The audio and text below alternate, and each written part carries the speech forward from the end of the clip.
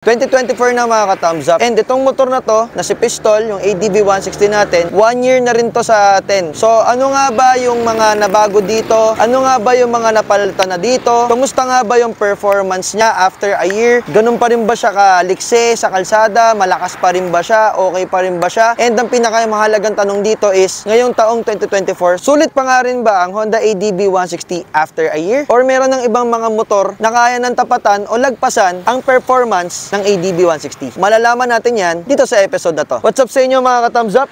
Welcome sa Martin Approved.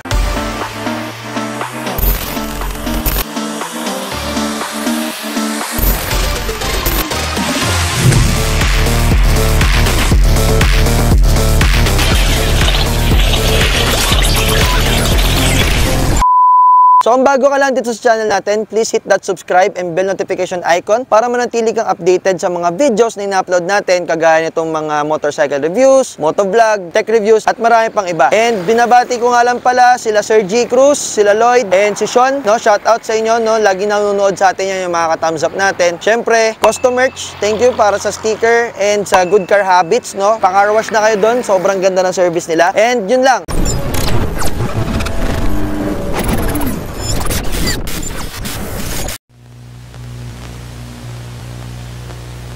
Back to our Honda ADV 160 review after a year. So mga ka-thumbs up, bigyan ko muna kayo ng overview kung ano na yung mga napalitan natin, status niya, ano na nangyari sa motor natin after a year. So walk through ko kayo ngayon mga ka-thumbs up. So ayan mga ka-thumbs up, papakita ko lang sa inyo yung natakbo na ng motor na to. Ayan kung kita nyo, 14,940 kilometers, no, yung total odometer niya. Front side, so makikita natin, may mga stickers. Shoutout motor ni Juan.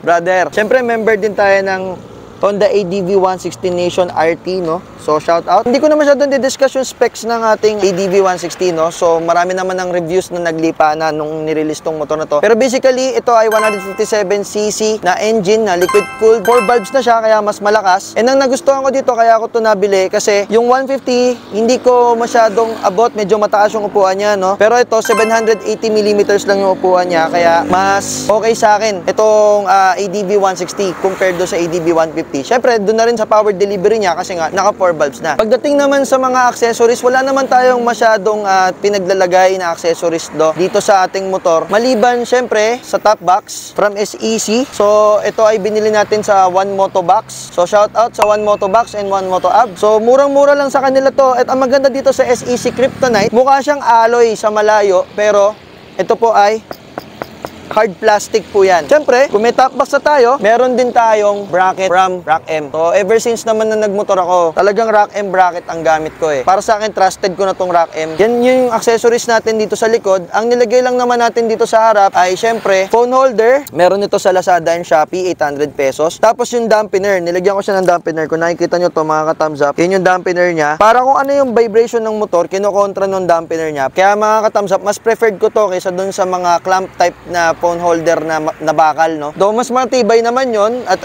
pero ito naman, hindi naman yan madaling matanggal. Based on my experience, kahit tumatakbo tayo ng medyo higher speeds, stay put naman yung cellphone, yung pagkakamount ng phone dito. Tapos, syempre, essentials pa rin. Nag-add tayo ngayon ng MDL. So, ito yung MDL, optic, no? V40 from Moditech. So, si Moditech hub lang ang meron yan, yung optic V40. 40 watts yan na MDL. So, papakita ko sa inyo. Ito, nandito yung switch niyan sa left side ng aking side mirror. So, pag pinindot mo sa baba, yan yung low beam and sa taas yung high beam. So, papakita ko sa inyo yung high beam niya. Yung high beam and low beam niya. Yung high beam niya, magkasama na yung low beam. So, white and yellow yan. Tapos, ito yung low beam niya. Ayan, ito naman yung low beam niya puti. So, malakas yan sa gabi. And syempre, may passing switch yan. Ang kulit nga ng passing switch niya na dito. Dito na nilagay sa pinaka-brake lever. So, ayan. Nakikita nyo mga katam sa pag pinindot. Dahil naglagay na rin tayo ng ilaw, ng MDL, for added safety, naglagay din tayo ng busina. So, ito yung busina natin. Ang busina natin ay PIA horn. Sa Moditech ko lang din pinakabit. And meron siyang dedicated switch. Para kung, halimbawa, pedestrian lang yung bubusinahan mo. Yan. Meron siyang switch para sa stock and sa loud horn. When it comes naman sa CVT, wala din tayong pinalitan, hindi ako nagpa-regroove. Stock pa rin yan pa rin yan. After a year, yan pa rin yan. Pero mamaya, pupunta tayo ng Modetech Hub para malaman kung may papalitan na ba dito sa ating panggilid. Pero ako pa rin, stock pa rin yung ipapalit ko. Ang napalitan lang dito mga ka-thumbs up ay yung ating preno. Napudpud na yung preno natin, harap at likod. So nakikita nyo, yellowish yung preno natin. Yan ay E-Lig po. So okay naman yung performance ng E-Lig, pero I would switch back to stock pa din kasi gusto ko lang talaga na all stock. Nagpalit na rin tayo ng ball race mga ka-thumbs up dahil nasira na yung ball race niyan, pero stock pa rin yung pinalit nating ball race, so wala na siyang kanto, okay na yan. And also, yung gulong sa likod ay pinaltan na rin natin, second tire na yan, pero mga ka-thumbs up, wala din naman tayong pinalit na iba, stock pa rin yung nilagay natin na gulong dito sa ating ADV 160 kasi for the purpose na gusto ko lang i-maintain yung pagiging off-road niya. So yan, pero baka magpalit na rin tayo ng gulong kasi yung harapan natin ay medyo mekanipisa na. Kung napapansin nyo mga ka-thumbs up, no, ito lang yung side na pinapakita ko madalas sa camera kasi maganda, malinis. Pero actually, meron na yung tama. So ayan mga ka-thumbs up, dito sa side na to, sa right side niya, kitang-kita nyo naman, may tama na siya dito. So ayan, and then may gas-gas dito. Ayan, nakita nyo to. Nabura yung Honda na emblem. So, sumemplang tayo nung minsan. Kaya yan ang tumama. Actually, ito, pinalitan na to. So, shout out kay BTK sa pagbigay sa akin ito. So, yung stock niya, binigay niya sa akin. Imbis na bumili ako, binigay na lang niya sa akin to. Tapos, ito naman, yung mga linya-linyang ito, hindi yan semplang. So, may non-trip niyan sa parking, ginuhitan. Ito pa nga yung autograph eh, oh. Pero yon, that's part of the journey ng ating motor, no? So yun lang mga ka-thumbs up, wala naman masyadong nabago sa ating motor maliban sa mga konting accessories. So far, stock pa rin siya, pati yung mga CVT niya, panggilid, etc. Pipe, hindi tayo nag-pipe. So stock na stock yung ating motor. Ngayon, punta naman tayo sa performance ng motor na to after a year. So mga ka-thumbs up, papakita ko sa inyo yung performance ng ating motor. Papakita ko sa inyo yung performance ng motor natin. So ito. 1 year pero malakas pa rin yung hatak. Malakas pa rin siyang manakbo. Wala akong masabi sa lakas ng hatak ng ADV 160 after a year.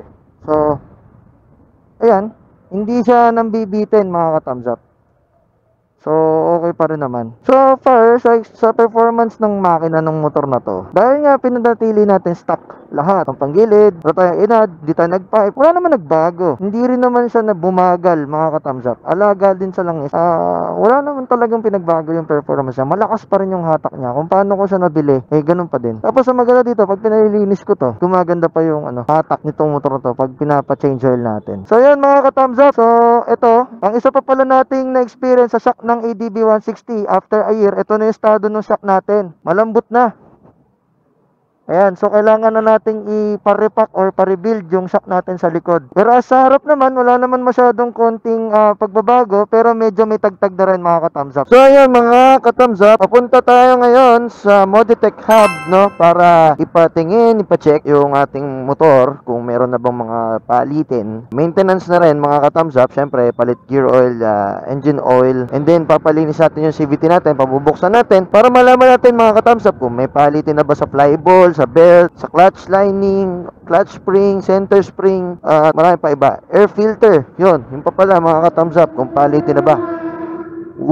Screamer bike. Kita-kits na lang tayo doon mga ka-thumbs up. Kaya mga ka-thumbs up na nandito tayo ngayon sa Modetech Hub dito sa 10 Caloocan. At ngayon, nakapila na yung motor natin, no, for maintenance. Papacheck natin yung CVT natin kung makapalitin na ba o okay pa. At the same time, syempre, change oil na rin, gear oil, engine oil. Titingnan natin kung ano na yung estado ng motor natin after 12 months or 1 year. Ito mga ka-thumbs up, yan, binabakas na yung panggilid natin. Kaya titingnan natin yung mga belt, bola, yung flyball natin. Tingnan kung pwede pa o pwede nang palitan. Tsaka yung bell natin, no? Isang taon, no? Never nag-violet yan. Yan, parang may kanto na. Yung mga maliliit na belt na hindi naman lang na mga cracks.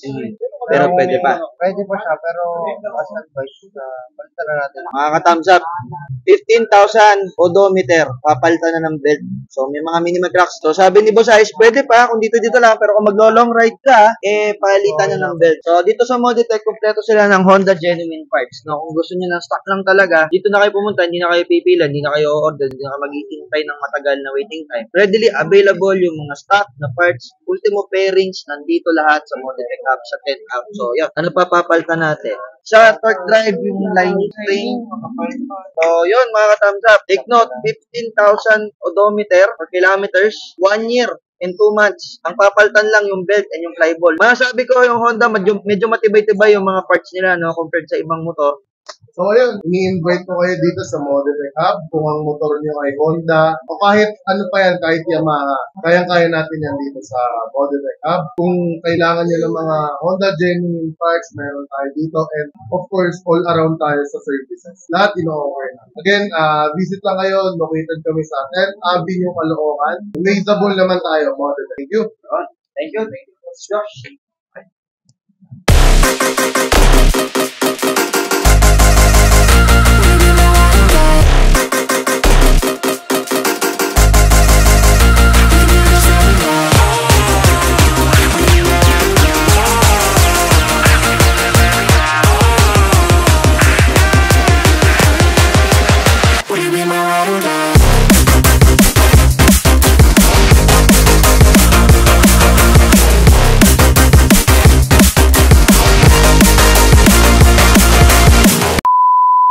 So ayan, mga ka-thumbs up, no? Kakatapos lang nating magpagawa dito sa Moditech Hub.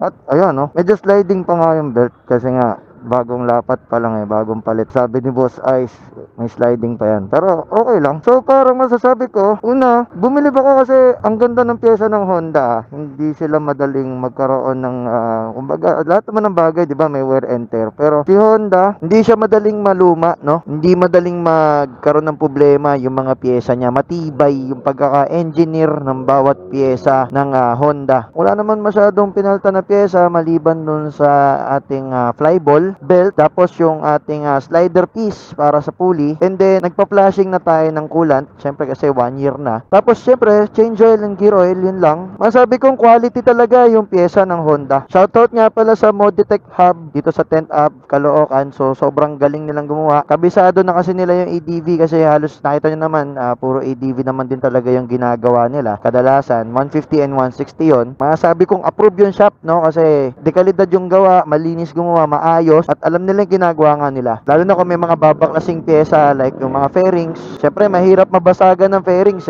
pero sila, sure kayo, makakasiguro kayo na hindi mangyayari yon dahil sabi ko nga, kabisado na nila yung motor. At the same time, meron silang mga dyno test, mga racing parts, mga pipe. Kung gusto nyo mag-upgrade, kung gusto nyo magpakabit ng mga aftermarket na pyesa, pwede naman din. Pero ako kasi, I'll keep my motorcycle the way it is. Sabi nga nila, stock is good. Ang masasabi natin mga thumbs up, sulit nga ba si Honda ADV 160 after a year? After a year of usage itong motor na to. So hindi ko ibebenta tong motor na to ng mga ka-thumbs up kasi sulit yung performance niya kahit isang taon na nakakalipas. Wala akong nakitang pagbaba or pagdrag nung performance niya. Kung ano yung takbo niya nung bagong bili natin, parang mas gumaganda pa nga habang tumatagal. Yung kanyang fuel efficiency, di naman din nagbago kung ano siya. Subok na yung performance ng motor na to. After a year, I would recommend this motorcycle kahit na isang taon na nakalilipas. Pero mga ka-thumbs up, the same time, meron pa ring mga ibang motorsiklong kaya nang pumantay ngayon dito sa performance ng motor na to. Pero ang binibili kasi natin dito ay yung branding ng Honda. Approved or disapproved mga ka-thumbs up. After a year, Honda ADV 160 is still approved. So yun lang mga ka-thumbs up, no? If you enjoy watching this video and kung marami ka natutunan about sa maintenance ng motor na to or nainganyo kang bumili ng ADV 160 kahit na 2024 at 1 year na siya sa market by watching this video, please hit the thumbs up button, share mo rin, comment, and follow me on my social media accounts, no? Meron tayong Facebook, meron tayong Instagram, meron tayong TikTok. And yun lamang po. I'll see you guys on the next video. Thumbs out!